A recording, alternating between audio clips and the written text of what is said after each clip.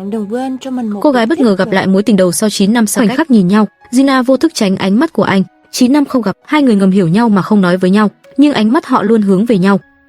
9 năm trước, Gina 18 tuổi đang ở hành lang, đó là tình yêu sét đánh dành cho chàng trai vẫn còn mùi xà phòng sau khi chơi bóng. Sau đó, được sự động viên của bạn bè, cô vênh váo đi về ký túc xá nam trong cơn say.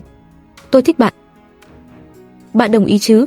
Tình yêu thời sinh viên mãnh liệt giữa hai người, nó vẫn là một chủ đề thường được thảo luận tại bàn rượu. Khi Hyun Kui bị đau bụng sau khi ăn bánh gạo, thất bại trong kỳ thi tuyển sinh đại học, cuối cùng cô chọn đi du học và chia tay Gina. Bây giờ Hyun Kui đã thở phào nhẹ nhõm và bắt đầu ăn bánh gạo, nhưng Gina không hề chạm vào nó. Tôi không ăn bánh gạo. Bánh gạo thực sự rất ngon. Nhìn Gina tức giận chọc bánh gạo. Các sinh viên không thể không nói đùa. Bây giờ bạn còn thích Lee Hyun Kyu không? Gina không trả lời, chỉ uống vài ngụm rượu. Sau bữa tiệc, Gina đứng bên đường chờ xe buýt. Hyun Kui đột nhiên bước tới chỗ cô, nhẹ nhàng quan tâm đến việc liệu cô ấy có say không. Vào lúc này, những cảm xúc mà Gina đã kìm nén suốt 9 năm. Tại sao lần này bạn lại muốn về Hàn Quốc? Tại sao bạn lại muốn đến họp lớp? Hyun Kyu vẫn im lặng, giống như khi anh dự định ra nước ngoài. Nó giống như bắt đầu cố tình tạo khoảng cách với Gina. Làm sao tôi có thể nghe được từ người khác rằng bạn sắp ra nước ngoài? Bạn có thực sự muốn chia tay? Thật sự xin lỗi. Bạn luôn như thế này. Bởi vì em thích anh rất nhiều. Tất cả điều đó anh đều biết. Gina không nói những lời tiếp theo, bởi vì cô ấy biết trong tình yêu ai thích nhiều hơn là thua. Dù Hyun Kyu không hề đề nghị chia tay, nhưng từ đó anh từ chối gặp mặt. Mối quan hệ giữa hai người cũng đi đến hồi kết do vướng mắc. Đừng bận tâm, anh đi đi. Hyun Kyu đưa tay ra gọi xe của Gina, sau đó anh quay người bỏ đi. Nhưng đi được mấy bước, anh lại không khỏi quay đầu lại. Nhưng anh tình cờ bắt gặp ánh mắt của Gina. Cảnh tượng này dường như quay trở lại lần đầu hai người gặp nhau, nhưng tình cảm họ dành cho nhau không còn như trước nữa. Về nhà, Tiên Khuê đi thẳng tới tủ lạnh, lấy ra mấy ngụm bia.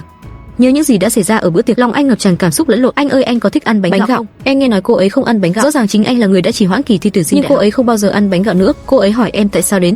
Tại sao bạn lại trở về Hàn Quốc? Tại sao bạn lại đi dự buổi họp lớp? Em không thể nói bất cứ điều gì. Thế là cô ấy bảo em đi. Quên nó đi, đi thôi. Nhưng em thực sự không muốn rời đi. Lắng nghe biểu cảm của Hyun Kyu trong mỗi câu, cảm thấy háo hức được gặp lại Gina. Chae không khỏi giằng co với nỗi đau trong lòng, bởi vì anh ấy cũng rất thích Gina. Có lẽ bạn có thể đến đây bây giờ vì có điều gì đó tôi không hiểu. Trên thực tế, anh và Gina đã gặp nhau 9 năm trước. Lúc đó Gina muốn gặp Hyun Kyu, chờ anh dưới mưa suốt 6 tiếng đồng hồ. Gina không thể chờ đợi sự xuất hiện của anh. Cuối cùng Chae không thể chịu đựng được nữa, rồi anh đưa cho cô chiếc ô của mình. Em thích cậu ấy đến thế sao? Tôi chỉ cảm thấy rất tiếc. Điều gì khiến em tiếc nuối đến vậy? Chúng tôi thậm chí còn chưa hôn nhau. Tôi hiểu rồi. Sau khi biết Hyun Kyu cũng thích Gina, Chae ban đầu muốn cố gắng giữ khoảng cách với Gina, nhưng với tư cách là biên tập viên của công ty hợp đồng với Gina, anh từng nói sẽ giúp cô trở thành nhà văn top 10. Vì vậy anh phải đến nhà Gina, dạy kèm riêng cho cô ấy. Gina nghe lời khuyên của Chae và cẩn thận sửa lại cuốn tiểu thuyết. Không ngờ Chae lại bị nó mê. Anh không khỏi đưa tay chạm vào má Gina. Gina bị sốc trong giây lát. Khi cô ngẩng đầu lên, cô nhận ra Chae đang giúp cô gỡ bỏ lông mi. Chuyện gì vậy? Em có hào hứng với động thái này không? Không. Gina có chút hoảng sợ khi suy nghĩ của mình bị lộ. Cô nhanh chóng xin phép Chae rời đi vì trời đã muộn. Đi đến cửa, Chae tình cờ phát hiện ra, thực ra Gina vẫn còn giữ chiếc ô anh tặng cô 9 năm trước. Có vẻ như em là người sử dụng đồ vật rất lâu. Cái gì? Tôi sẽ lấy nó. Trời đang mưa. Trời không mưa nhưng đây là của tôi. Hết rồi. Tại sao mình lại để nó ở cửa? Sau khi về nhà, Chae nhìn chiếc ô anh lấy từ nhà Gina về, đột nhiên quyết tâm thú nhận mọi chuyện với Gina. Giao thông hôm nay vẫn như thường lệ, hướng dẫn Gina sửa lại cuốn tiểu thuyết của mình. Cuối, anh ấy sẽ nói với Gina rằng anh ấy thích cô ấy, cũng bao gồm cả sự thật rằng anh ấy là anh trai Hyun Kyu, nhưng lời vẫn chưa được nói ra. Chuông cửa reo vào thời điểm không thích hợp. Đợi một chút. Gina choáng váng khi mở cửa, cô không ngờ Hyun Kyu lại đến tìm mình. Hóa ra Hyun Kyu biết được tin em gái của bạn mình sắp chết, nội tâm rất có cảm xúc. Vì vậy anh quyết định nắm lấy tất cả những gì anh có bây giờ, đừng để mình phải hối tiếc. Anh xin lỗi vì đã đến tìm em một cách đột ngột như vậy, vì nhà có người. Gina yêu cầu anh đợi cô ở tầng dưới. Cô nhanh chóng thu dọn đồ đạc chuẩn bị xuống nhà và nói với Chae rằng bạn trai cũ của cô ấy đang ở đây. Anh có thể đợi một lát sau khi em ra ngoài được không? Trong trường hợp anh hiểu ý em. Xin lỗi. Không cần phải nói xin lỗi, anh chỉ cảm thấy hơi buồn một chút, cảm thấy tồi tệ. Hai người ngồi đối diện nhau như thế này, dù đây chính là khung cảnh mà Gina đã mơ ước suốt 9 năm, nhưng lúc này cô lại không thể vui vẻ chút nào. Tại sao lần này anh lại đến gặp tôi? Bởi vì anh nhớ em rất nhiều. Anh đến họp lớp vì anh muốn gặp em. Anh đến gặp em bây giờ chỉ để nói với em điều này. Quá muộn, 9 năm quá muộn. Sau 9 năm trì hoãn, cuối cùng cô cũng được nghe về niềm khao khát. Mặc dù tâm trạng của cô rất phức tạp, nhưng lý trí đã mách bảo cô hãy quay lại và rời đi ngay để bản thân không bị tổn thương nữa. Hyun Kyu thất vọng trở về nhà. Sau đó anh thấy tin nhắn chúc mừng Gina gửi cho Chae. Anh ấy rất bối rối, không hiểu tại sao hai người lại có mối liên hệ. Mở điện thoại di động của Chae. Chae bước ra khỏi phòng tắm. Ngày hôm sau, Chae xem tin nhắn từ Gina, nhớ tới tối hôm qua Hyun Kyu kiểm tra điện thoại di động của mình dáng vẻ. Anh cảm nhận được nhiều điều, đã đến lúc phải nói rõ điều đó với Hyun Kyu. Thế là anh đến quán cà phê và tìm thấy Hyun, nhưng anh vẫn chưa nói. Bố của Chae đang ở đây, để không để lộ danh tính của thế hệ giàu có thứ hai trước mặt đồng nghiệp. Chae vội vàng rời đi. Hyun Kyu đã giúp kéo bố lại, nhưng khoảnh khắc anh quay lại, có những ký ức mơ hồ chợt trở nên rõ ràng. Cách đây không lâu, Hyun Kyu từng nhìn thấy Chae đi cùng một cô gái. Vì lúc đó có khách, thế nên anh chỉ liếc nhìn nó từ xa. Giờ nghĩ lại thì hóa ra cô gái đó chính là Jina, hóa ra họ đã gắn bó với nhau từ lâu.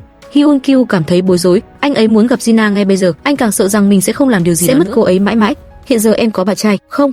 Có ai em thích không? Cho dù có làm vậy thì cũng không sao cả, dù người đó là ai thì anh cũng phải làm quen với em trước tiên, bởi vì trước tiên anh thích em và bởi vì bây giờ anh cũng thích em. Jina tức giận và căm ghét, dù em không còn là cô bé với đôi mắt đầy yêu thương, nhưng đối mặt với lời thú nhận như vậy, Jina vẫn rất đau lòng. Đừng cười. Sau khi trở về nhà, Hyun Kyu nói với Chae như thế. Anh ấy nói với Jina rằng anh ấy muốn hẹn hò lần nữa. Chae sửng sốt một lúc, là đang tuyên chiến. Ngày hôm sau Chae đến nhà Jina, anh chủ động thừa nhận mình và Hyun Kyu đã quen nhau từ lâu. Anh ở cùng với Lee Hyun Kyu và chúng ta đã biết nhau từ lâu. Cái gì? Kể cả khi chúng ta hôn nhau 9 năm trước. 9 năm trước, anh hôn Jina sau khi gặp Hyun Kyu. Hyun Kyu đang đi ra ngoài, nhưng anh đã bị chặn lại. Nếu anh ấy không làm điều đó, cả hai đã có dịp gặp nhau.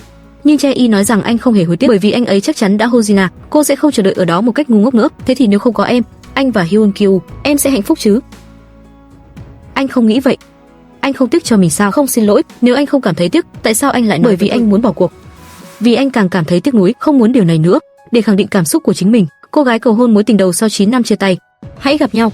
Chỉ 3 ngày hẹn hò, hãy để tôi xác nhận xem cảm giác này là mê đắm hay thật sự. Quyết định sau 3 ngày. Được rồi, đừng liên lạc với tôi, sau đó tôi sẽ tự nói với anh.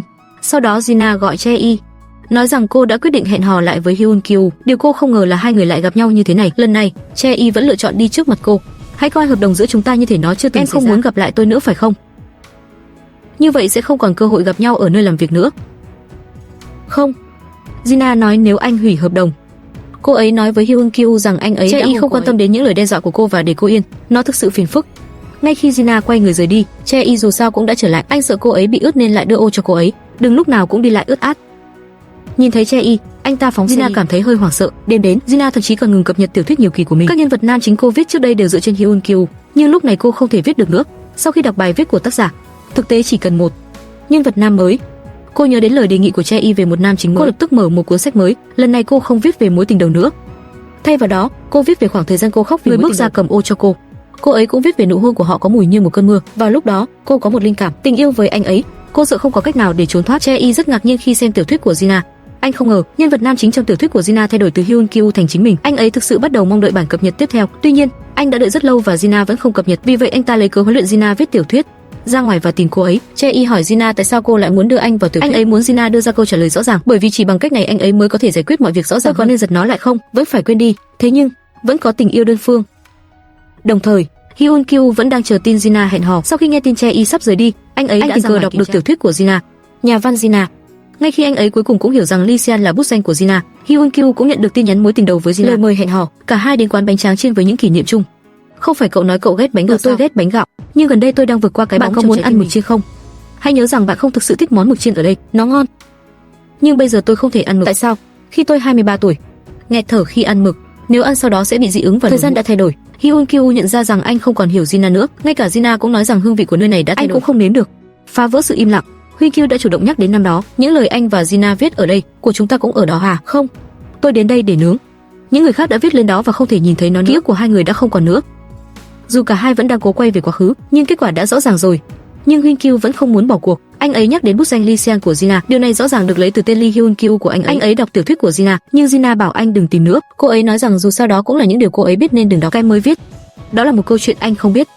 Lần này Jina không nói gì, Hyun Kyu chợt cảm thấy ngột ngạt và buồn bã. Rõ ràng anh ấy đã nhìn thấy Jina đang yêu người khác, nhưng anh vẫn lao ra khỏi xe vội vã như muốn trốn chạy, bởi vì anh ấy vẫn chưa sẵn sàng đối mặt với sự kết thúc của mối quan hệ này. Đợi đến khi anh quay đi trong tuyệt vọng, nhưng anh thấy Chae đã đợi ở tầng dưới, vì hai người họ lần lượt tỏ tình với Jina. Đây là lần đầu tiên họ ngồi xuống và nói chuyện một cách bình tĩnh. Chae cũng gác lại lo lắng và thú nhận mọi chuyện với Hyun Kyu. Ngày đó 9 năm trước, anh đã hôn cô ấy phải không? Tại sao? Để đuổi cô ấy đi, để ngăn cô ấy gặp em.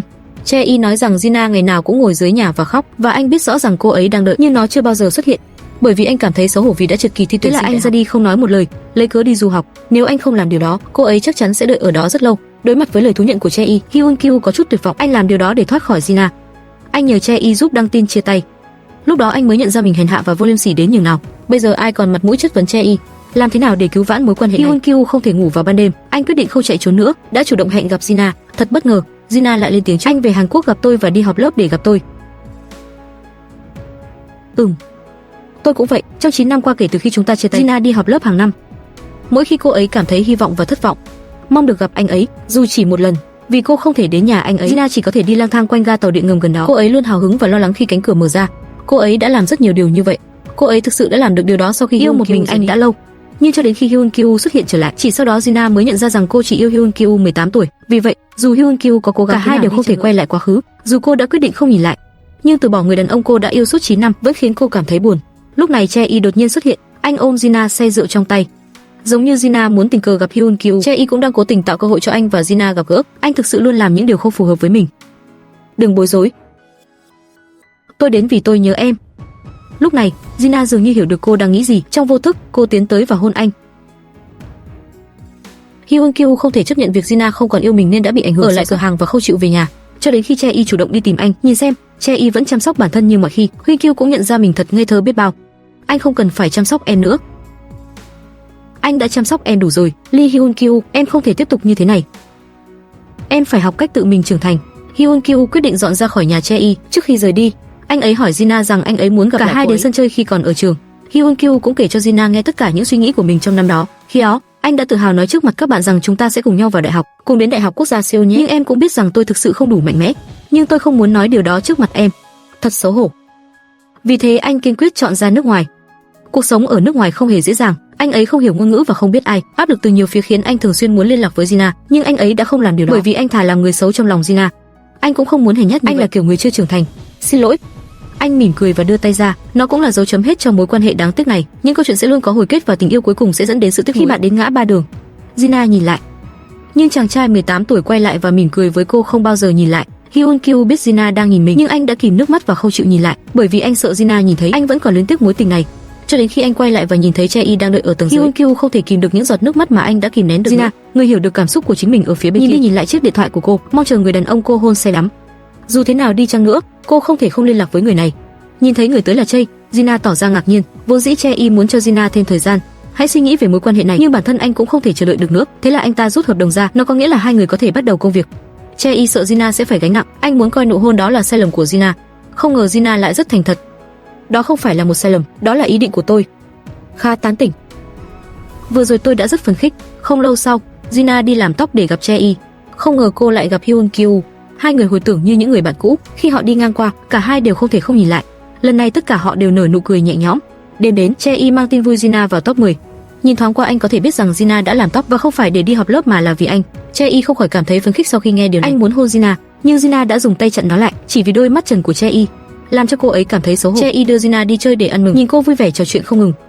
Chae không thể không hôn cô ấy. Em không sợ sao? Em đã mong đợi nó. Thế sao? Dù thế nào đi nữa, em đã từng là một nhà văn lãng mạn.